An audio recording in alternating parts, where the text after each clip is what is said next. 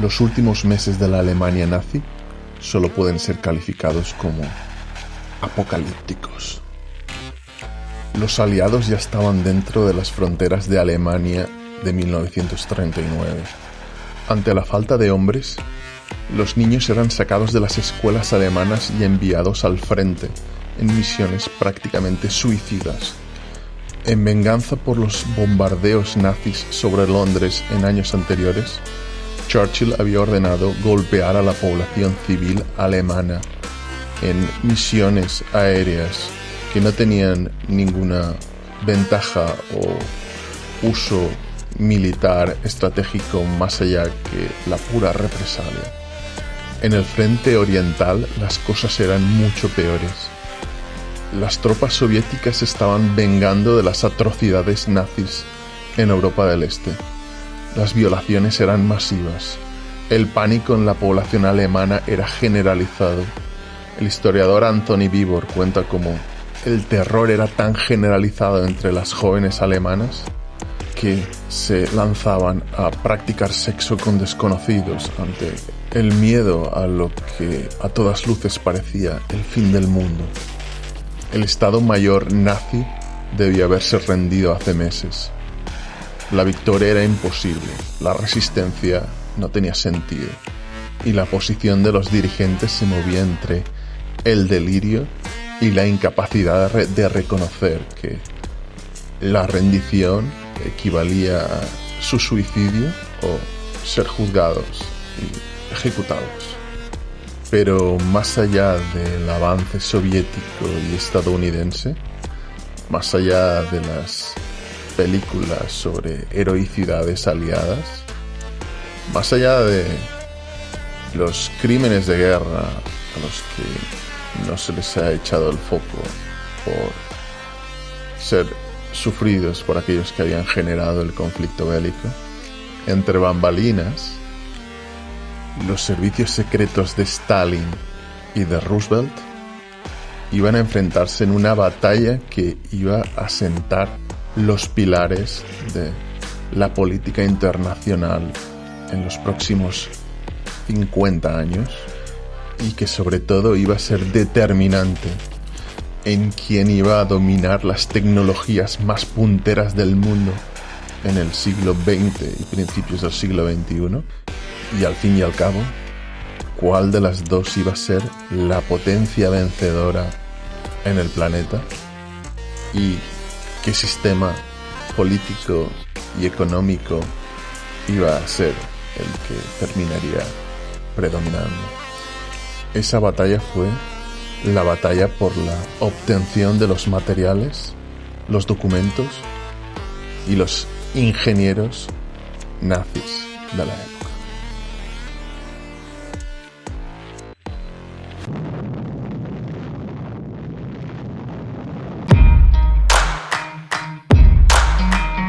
Para entender la importancia de esa lucha de servicios secretos, hay que retrotraerse al año 1938.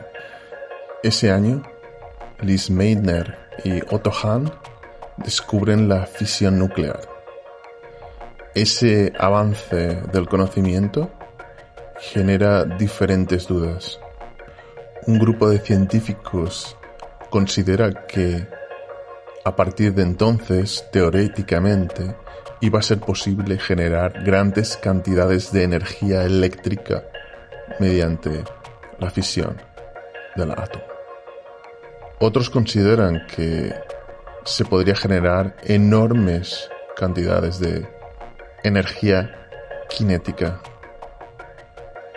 Sin embargo, hay un grupo que le ven un uso militar a ese descubrimiento. Pocos meses después, consideran que teóricamente la fisión nuclear abre el camino a armamento de tanta potencia como jamás había sido conocido en la historia del ser humano. Algunos de ellos incluso postulaban la idea de que una única detonación de una arma nuclear en el planeta Tierra generaría tal reacción física y química que mataría al conjunto de la vida en el planeta. Unos meses después, el ejército estadounidense empezó a financiar la investigación para construir las bases de este armamento.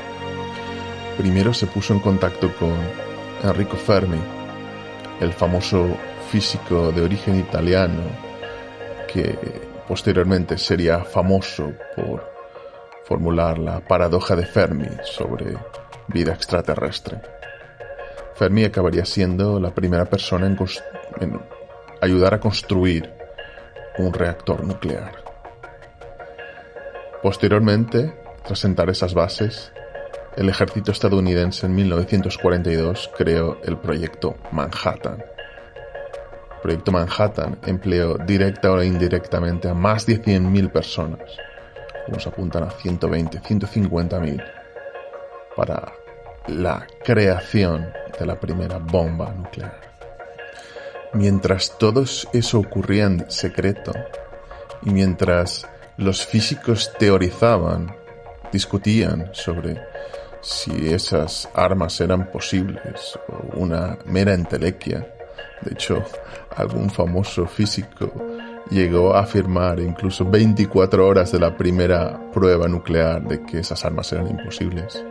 Mientras todo eso pasaba y el gobierno americano gastaba el equivalente a miles de millones de dólares actuales en ese proyecto, un joven científico soviético de apenas 28 años, Georgy Flyodov, se dio cuenta de algo. En las revistas científicas occidentales ya no había publicado ningún artículo o ningún estudio sobre fisión nuclear.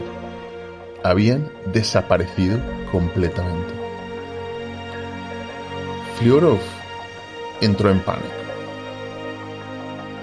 porque tuvo la intuición de que los estudios sobre fisión nuclear habían sido declarados alto secreto y Estados Unidos estaba preparando la creación de una arma utilizando esta tecnología. Flyodov le escribió una carta al mismo Stalin y estuvo insistiendo en que la Unión Soviética empezara su propio proyecto. Aunque en un primer momento la advertencia de Flyodov fue ignorada, posteriormente la Unión Soviética, unos meses después, empezó su propio programa. La intuición de Flyodov era absolutamente correcta. Los nazis, por su parte, habían empezado su propio proyecto para alcanzar armas nucleares. Sus avances en este campo, sin embargo, fueron mucho menores que los de la Unión Soviética y Estados Unidos. Había otro campo en el que, a pesar de todo eso, los nazis llevaban el liderazgo, y era el de la aeronáutica y los misiles balísticos. Un joven científico llamado Wernher von Braun, desde su adolescencia se había mostrado tremendamente interesado en los cohetes y en la tecnología que pudiera llevar objetos humanos fuera de la atmósfera. Su tesis doctoral, posteriormente, había llamado la atención del ejército nazi porque teóricamente permitía la construcción de bombas guiadas similares a, aunque más rudimentarias, actuales misiles balísticos. Las ideas y la habilidad de von Braun llevarían a que éste acabara diseñando y ayudando a la producción de las primeras V2.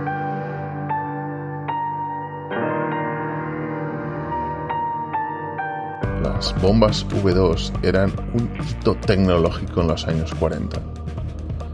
fueron el primer objeto que salió de la atmósfera y llegó al espacio. Alcanzaban una velocidad punta de más de 5.800 km por hora, rompiendo la barrera del sonido de forma aplastante. Caían sobre el Reino Unido sin ninguna posibilidad de ser previstas y sin tener ningún tipo de avance acústico para ser detenidas. Las V2 llevaban un complicado, para la época, sistema de giroscopios y de guiado, y sobre todo tenían el sistema de propulsión y de combustible más avanzado de todo el mundo. Aunque las V2 no iban a hacer que la Alemania nazi ganara la guerra, aunque la relación de coste e investigación y impacto en el enemigo quizá no era la mejor, el potencial a todos los niveles, aeronáutico, armamentístico, espacial, que podían generar en impactos en cadena, era absolutamente extraordinario. En esas circunstancias, y tras la invasión aliada de Italia, Estados Unidos y Gran Bretaña llegan al acuerdo de establecer una operación que entre en los territorios alemanes y averigüe cuál es el nivel que los nazis han alcanzado en cuanto a la investigación nuclear, y sobre todo impedir que los soviéticos lleguen a alcanzar instalaciones o material fundamental para que les permita construir una bomba atómica. Al frente de esa operación Alsos se sitúa a uno de los miembros del proyecto Manhattan, el coronel Boris Pash. Boris Pash en verdad se llamaba Boris Pashkovsky. Era un militar estadounidense de origen ruso, por lo tanto era bilingüe. Además tenía formación científica y había formado parte del proyecto que estaba investigando y tratando de conseguir armas nucleares.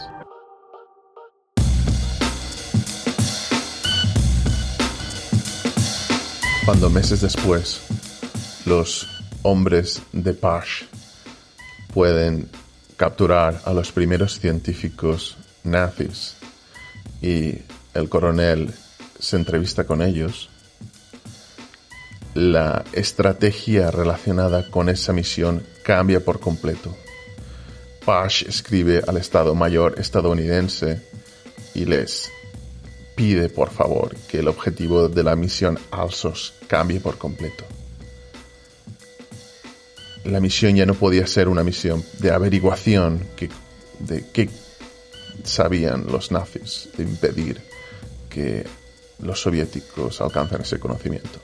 La misión debía ser alterada a una misión de evacuación de todos los científicos nazis y de que estos fueran llevados a Estados Unidos para producir armamento para ser utilizado en el frente asiático. Tan impresionado quedó Pash que sus argumentos también hicieron mella en el Estado Mayor y la misión Alsos estadounidense cambió hacia una misión de apresamiento y evacuación. Pero nada de ello era secreto para los soviéticos. De hecho, Stalin había podido infiltrar el mismo proyecto Manhattan y los soviéticos conocían de los avances estadounidenses. Ello hizo que a finales de 1944 la Unión Soviética generara su propio proyecto Alsos. La finalidad del mismo era localizar e invitar, entre comillas, a científicos nazis a la Unión Soviética. En ese estado de cosas, la situación era equivalente a un Estados Unidos de la actualidad siendo invadido por China, India y la Unión Europea, y todos los servicios secretos tratando de encontrar en Palo Alto a Satya Nadella, Mark Zuckerberg, o viajando a Seattle a apresar a Jeff Bezos, tratando de dar con Johnny Ive, tratando de cazar a los mejores ingenieros antes de que lo consiguiese el servicio secreto enemigo. La situación era tan evidente que desde el punto de vista soviético el ejército había trasladado al mismo Georgy Flyodov, el científico que años atrás había advertido a Stalin de que los aliados estaban investigando sobre armas nucleares, para que pudiera hablar con los posibles científicos para saber qué es lo que conocían, qué habían alcanzado y cuáles de ellos merecían ser llevados a la Unión Soviética. La escala también estaba cambiando. Lo que inicialmente iba a ser una evacuación de las mejores cabezas pensantes se transformó desde el lado soviético en la operación Ovsyojatin, por la que más de 2.000 ingenieros y familiares fueron llevados a la Unión Soviética. El volumen de alemanes llevados hizo que se necesitasen casi 100 trenes para ser llevados a la Unión Soviética. Años después, uno de los ingenieros alemanes apresados lo narraba así: entre medianoche y las 3 de la mañana, cuando todo el mundo estaba durmiendo, ellos sabían exactamente dónde yo vivía. Antes que nada, unos días antes de yo haber sido capturado, uno de los suyos vino. Ellos tenían una llave. Tenían todo en el apartamento. Había un intérprete que me dijo en alemán: levántate. Estás siendo movilizado para trabajar en Rusia. Había media docena de soldados con ametralladoras. Me estaban rodeando. Cuando quise ir al baño, comprobaron que no había una vía de escape primero. Ellos hicieron lo mismo con cada familia. Muchas familias vinieron. La mía no era la única. De entre la lista de científicos más buscados, los soviéticos pudieron conseguir a Friedrich Asinger, Erich Apel, Brunolf Bad, Ferdinand Brandner, Helmut Gottrup, Siegfried Gunther, Fritz Karl Reichstadt, Hans Walker. La lista continúa y continúa. Pero sobre todo habían conseguido a 3 ases. Von Ardern, responsable de la consecución de más de 600 patentes, al premio Nobel Gustav Hertz y a Peter Adolf Thyssen. El éxito soviético fue colosal, sobre todo porque la gran mayoría de científicos nazis preferían ser atrapados por los ejércitos aliados. De hecho, muchos de ellos, de forma evidente, consiguieron trasladar sus equipos científicos y sus laboratorios a las líneas, a zonas cercanas a las líneas de batalla aliadas para que fueran atrapados por ellos. Tanto es así que el éxito soviético sorprendió a muchos científicos nazis cuando los primeros soldados que pudieron ver fueron los soviéticos, ante su sorpresa. Pero todos ellos sabían que tarde o temprano iban a ser apresados.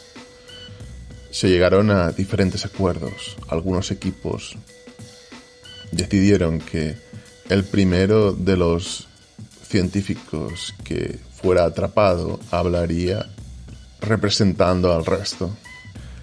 Pero los soviéticos aún no habían podido atrapar al científico, al ingeniero que estaba en la cabeza de las listas de todos los servicios secretos operando en Alemania, a von Braun, el padre de las V2. El joven científico que, a diferencia de el clásico estereotipo del ingeniero o del hombre de ciencia. Era alguien mujeriego, carismático, capaz de tener un gran entendimiento del comportamiento humano. Von Braun, durante los últimos meses de la Alemania nazi, se enfrentó a muchos problemas que supo resolver y que a otra persona le hubieran causado la muerte.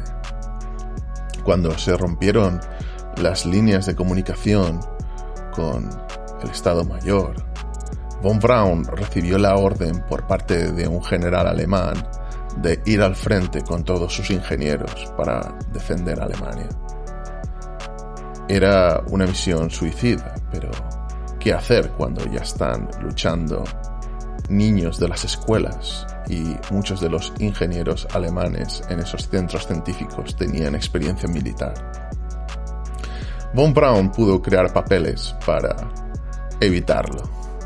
También convenció a las SS de que en lugar de tener a miembros de esta organización cercanos a ellos para asesinarles en caso de ser atrapados, que dividieran sus equipos y así poder continuar con el trabajo, y en caso de detener a uno de ellos, el resto de los miembros del equipo estarían en diferentes zonas.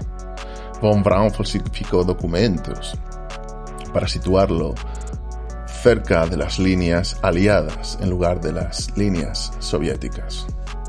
Él mismo dijo a su equipo que tenían libertad para rendirse ante el ejército que prefirieran, pero que él no iba a rendirse ante los soviéticos, que prefería pasarse al lado estadounidense. El momento llegó cuando ya en los estertores de la Segunda Guerra Mundial, con soldados enemigos por todos lados, el hermano de Von Braun, en bicicleta, empezó a gritar a soldados estadounidenses: «Mi hermano es el creador de las V2, mi hermano es el creador de las V2. Queremos rendirnos». Por el lado soviético, los científicos alemanes, el material apresado y llevado a la Unión Soviética, el conocimiento adquirido, hizo que en 1949 se pudiera realizar la primera detonación y la primera prueba que demostrase que ya podían utilizar armas nucleares. También, de forma directa e indirecta, les llevó a tener el liderazgo en la tecnología aeronáutica y aeroespacial en los primeros años de esta batalla con Estados Unidos. Les permitió ser el primer país en lanzar un satélite, el primer país en enviar a una persona al espacio. Muchos de los científicos nazis en la Unión Soviética fueron condecorados con las más altas distinciones, como por ejemplo la medalla Stalin. Muchos de ellos pasaron entre 6 y 15 años allí para posteriormente ser aceptada su petición de ser repatriados a Alemania del Este. Hubo alguna excepción, como la de Karl Hermann Gabe, que tuvo la peregrina idea de, una vez en Moscú, dirigirse a la embajada canadiense y pedir asilo diplomático para salir de la Unión Soviética. En la embajada le comunicaron que debía de volver al día siguiente. Nunca se supo nada más de Karl Hermann Gabe.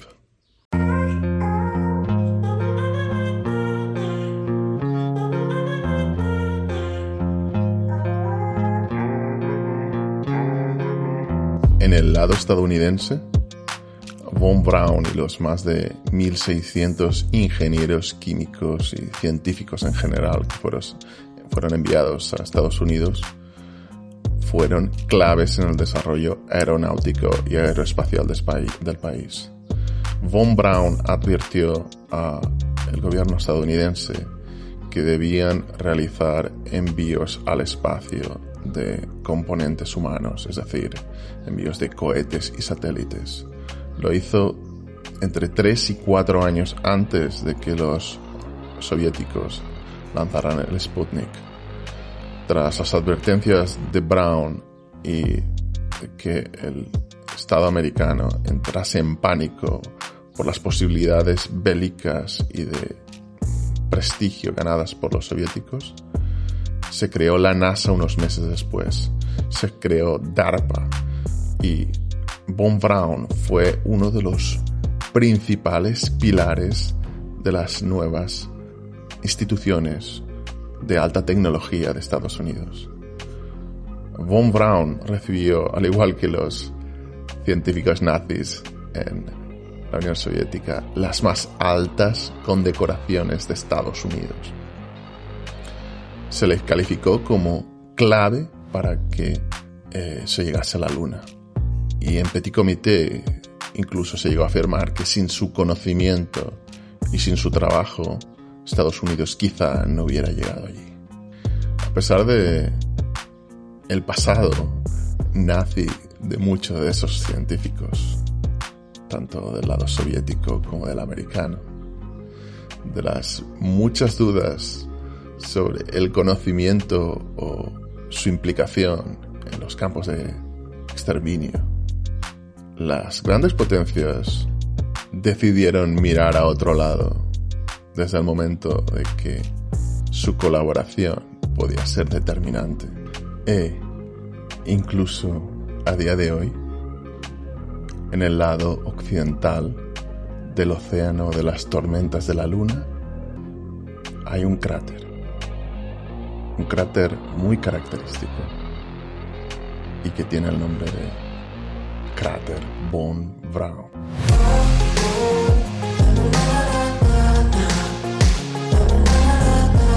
Hasta el siguiente programa.